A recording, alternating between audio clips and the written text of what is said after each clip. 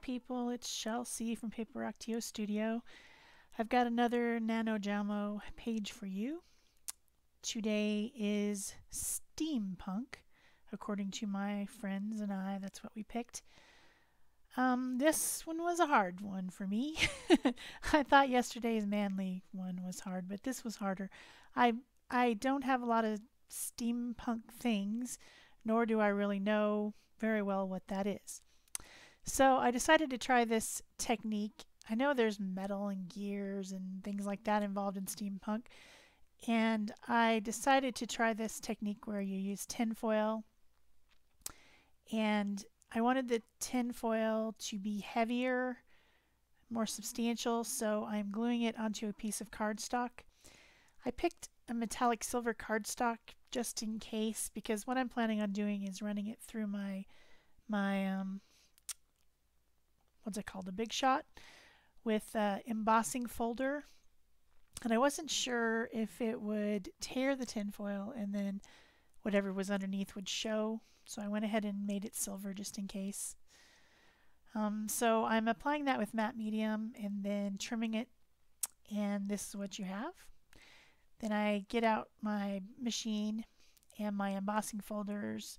They're both from Tim Holtz, and they came together in a set.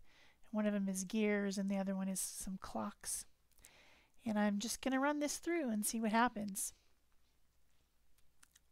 And there you have it. It looks pretty cool. So I decided I'm going to add some color with alcohol inks, which are made by Adirondack.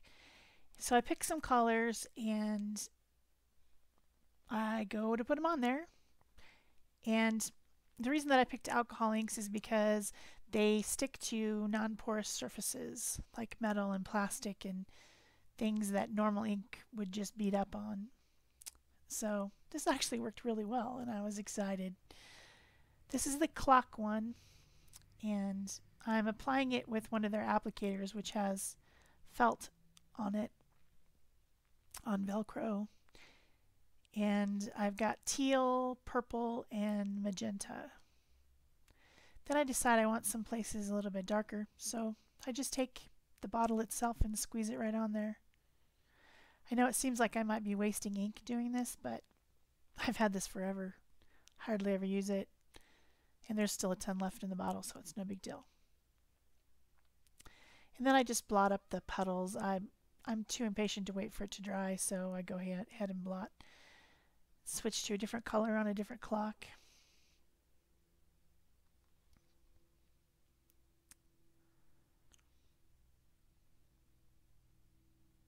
It's pretty fun, actually. I'm going to do this some more. I have a lot of those embossing folders that I never use because I hardly ever make cards anymore, so this is fun. So then on the gears one, I decide I'm not even going to bother applying it with the felt pad. I'm just going to go in and do it right with the bottle itself, which is cool because then the gears stand out silver.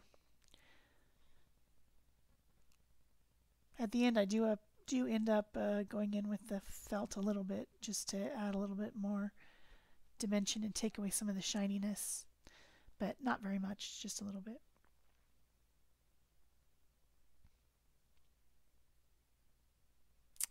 I like it.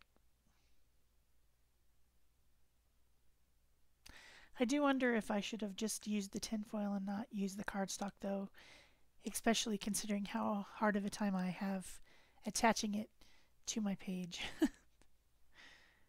It did not want to lay down. It still doesn't want to lay down.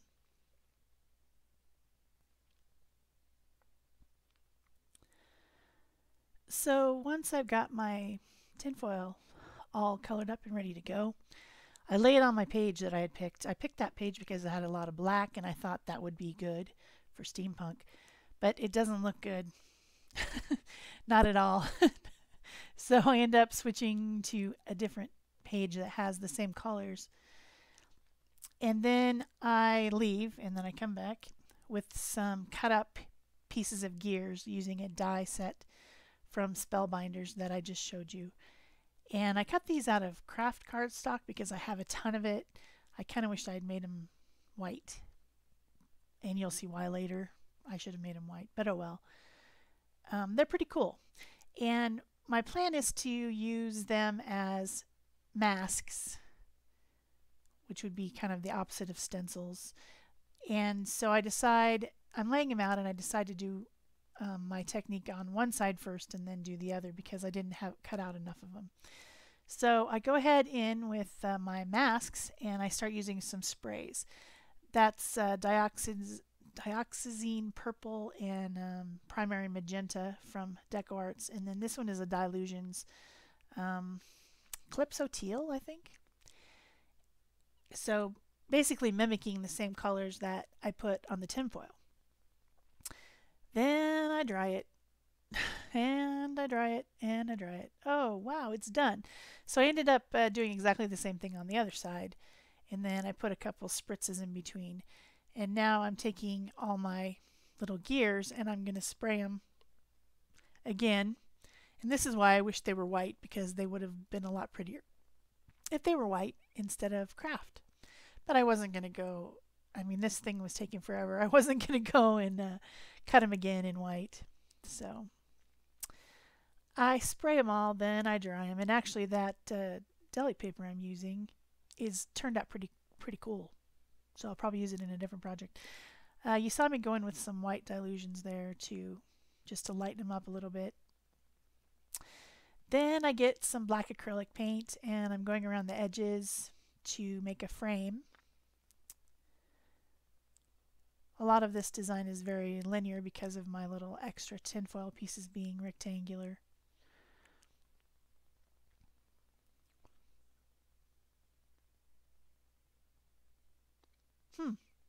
What am I doing? Oh, yes. I ended up putting some black acrylic paint on the edges of those too. I'm just using a cosmetic sponge, and that's just your basic black heavy body acrylic. Carbon black, probably. Okay, now I'm ready to put everything together.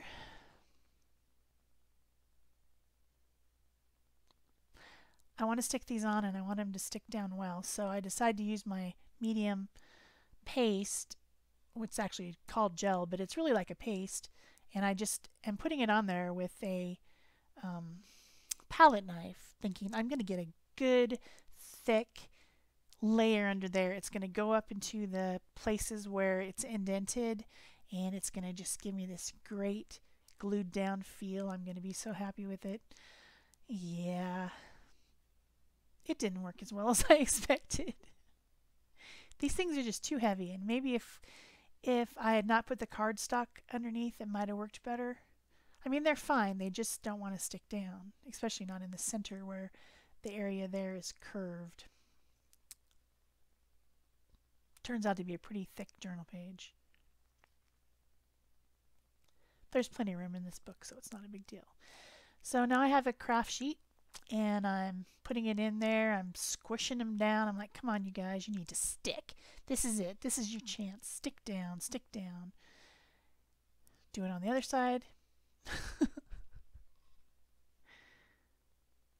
So I put it aside, hoping it'll dry a little bit. And I decide to go with my quote, which I printed out with my printer. And I tried to find kind of a gothic-y font, you know, something that would go with the theme. I can't remember what the name of this font is. I downloaded it from the internet at some point. It's one of those free ones. So I cut it apart, and then I'm going to stick it on with tacky glue. I'm still fussing with those things in the middle. They don't want to stick.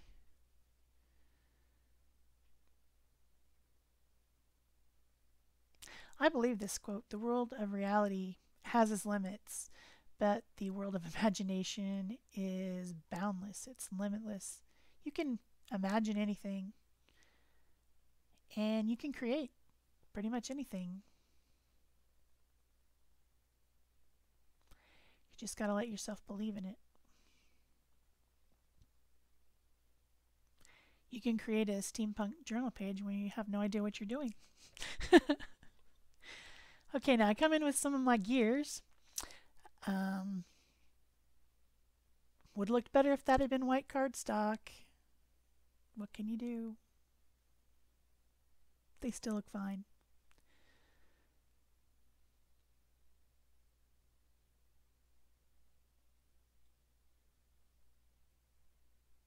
Just adds a little bit of accent to that side of the page. Then I put my craft sheet in and I set it to side to dry, and I download that section of the video and let it play, and I get some lunch, and then I come back. Now I've collected a bunch of stuff that I think might go with the theme. I looked all around for different things that I could find in my stash. Just, that's a piece of Latin dictionary page that I had from another project. I figured Latin would be more appropriate than today's English. And then there's a little piece of music that I cut into the shape of a heart. That's from a hazel and ruby tissue paper. And I've got some stamps, which I'm going to stamp in archival ink. Oh, first I'm going to try this rub-on that I received from somebody in a swap as a goodie. This is the first time I've ever used a rub-on in my entire life. It didn't work very well. I obviously was doing something wrong. I thought I knew how to do it, but I guess I didn't. Most of it came off, but the part that's over the heart had a little bit of trouble, and I think that might be because the gel medium was not yet dry all the way, and so maybe the plastic wanted to stick. I'm not sure what happened, but I spent a lot of time fussing with it. Those look like old-time reading glasses. They're kind of cool. That's a stamp of a castle. There's a butterfly moth type thing. I've got some washi tape, little antique chairs, and antique frames. This is a napkin, which a friend of mine sent me recently in a napkin swap, and it looks like a skeleton key. I thought that's pretty cool. It's a tiny napkin, like tinier than normal, but it's got 8 keys on it, so I have lots of opportunity to use it. Putting that on with some matte medium, liquid matte medium this time, if I didn't say that before. This is a recollection stamp set that I got from Michael's because we were having a mustache party, and so I made the invitations with that. I was going to stamp it in black, then I decided no, I'm going to stamp it in gold, but then I squished it too much, and so the nice thing about having a matte medium over a page is you can wipe stuff off if they're water-based, and so I just wiped that gold off and did it again. If it had been on a piece of cardstock, I would have been out of luck. This is another one of the little napkins that I got in my package from the same person, Heather over at Craft Shack. Don't know where she got them, but they're pretty cool. This has a fleur-de-lis, and I'm going to use that on my little page here. I'm making a collage if you hadn't noticed. I guess I never said that.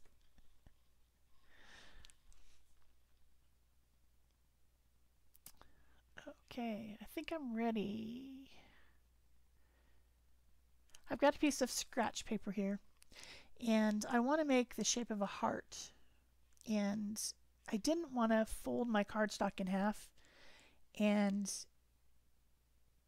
do it that way, so I cut a heart out of a piece of scratch paper that I had laying on the floor, and then decided it was too small. I wanted more of my elements, so I made it bigger by just drawing the pencil around an extra ½ an inch on the outside of the heart. Didn't feel like cutting another one, so that's my steampunk heart. Added a few more stamps with my archival ink and another piece of washi tape there. And then I lay it in my book and decided it's a little bit too big, so I just trimmed it just a tiny bit. There you go. Looks nice.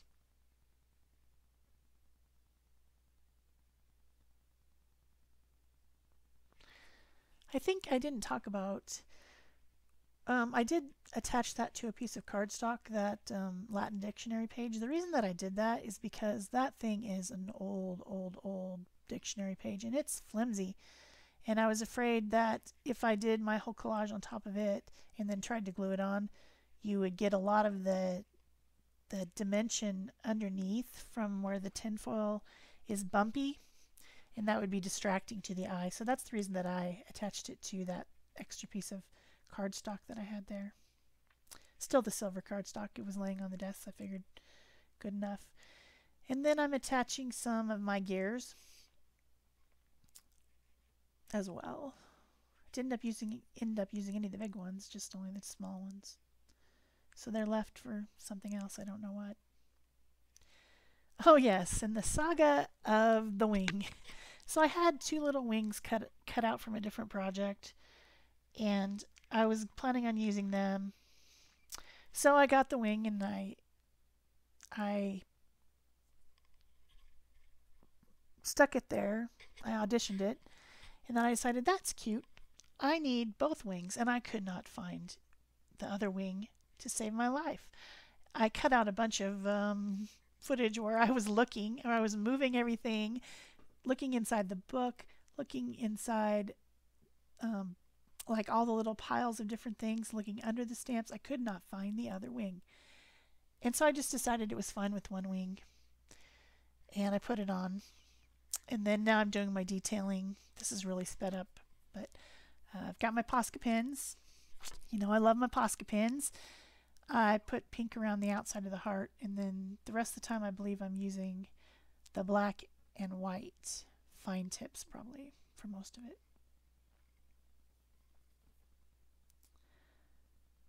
Trying to make things stand out. Trying to give those gears more interest because they're so dark. I wish they were brighter. Use that darn craft cardstock. I'm also going around with my fine tip black Posca around some of the elements to give them more definition. Not all of them, just some of them. My little monocle over there is just getting lost. And the fleur-de-lis.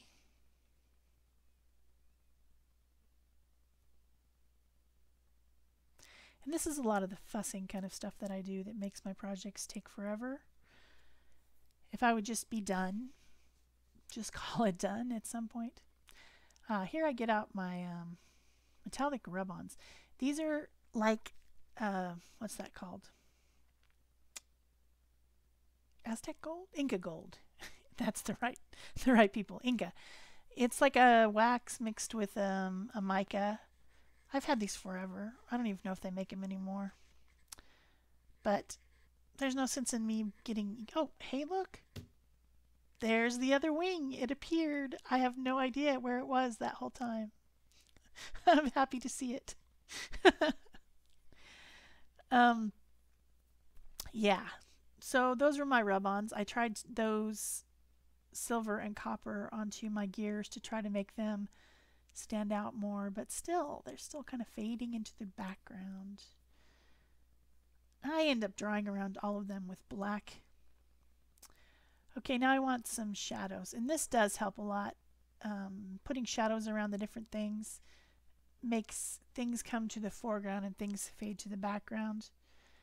And this is a Stabilo All pencil, and I'm just touching my water barrel brush up against the tip of it and then putting it on, and then in some cases wiping off the brush and blending. This makes a huge difference. I mean, every time I do this, I say to myself, wow, this makes a huge difference. Okay, so now I've got my black again, and I'm just going to go around all my gears and around the outsides of my pieces of tinfoil and things like that, and trying to get everything, some things to come forward and some things to go back, and just basically fussing. It's what I do. It's who I am. Oh yes, then I decide I really need something in the middle. I liked that butterfly, but I didn't want to color it. And also it's a thick pressed craft paper, and I thought it was kind of heavy. So instead I stamped another butterfly in the center there. And then I colored him with my thicker tipped white Posca. And oh yes, then I go out and I get my Zig Painty pins. I've had these things for probably 20 years. I used to use these pins to make splatters on my cards with a, I think it's called a Bister or something like that. I don't know. Anyway, it's a squirty thing, and you'll see it in a bit. And they have gold on one side and silver on the other side. And so I keep them because one will be empty and the other side isn't, but I don't know which is empty and which isn't. And I'm having so much trouble. You have no idea. That gold one, I'm trying to make splatters with it. I'm trying to use it. The nib keeps coming out and landing on my page, and it's an oil-based gold paint. So if there's nothing I can do about it, I just figured this is grungy anyway, so I guess I'm not going to worry too much about it. I was making splatters anyway. I just didn't need that big of a splatter. So I go around my words with my black, and then I decide I need gold on that side of the paper too. And so I'm using my gold pen, and then I think, yeah, I'm going to have some more splatters. So I get out that little thing. There it is. And I put my gold pen in it. I used to do this all the time. I don't know, but it won't work. It won't come out. And so I think, well, I'm just going to go ahead and try splattering again, just like I did before. Like you can sometimes do with a pen. You can just like flick it and the ink comes out. Now I can't figure out which one has the gold in it. This is just comedy at this point.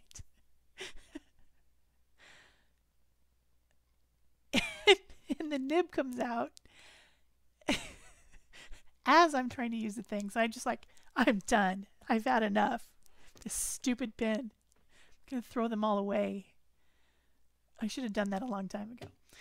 So then I come back in with my black Posca again for more outlining on that side. It really helps with the gears on this side because they were so hard to see. Oh boy. The life of a hoarder when you keep your pens for 20 years and then they won't work, and wow. Oh boy. Anyway, thanks for watching, and I'm glad you're here. Please like, comment, subscribe, share. Thanks. Bye-bye.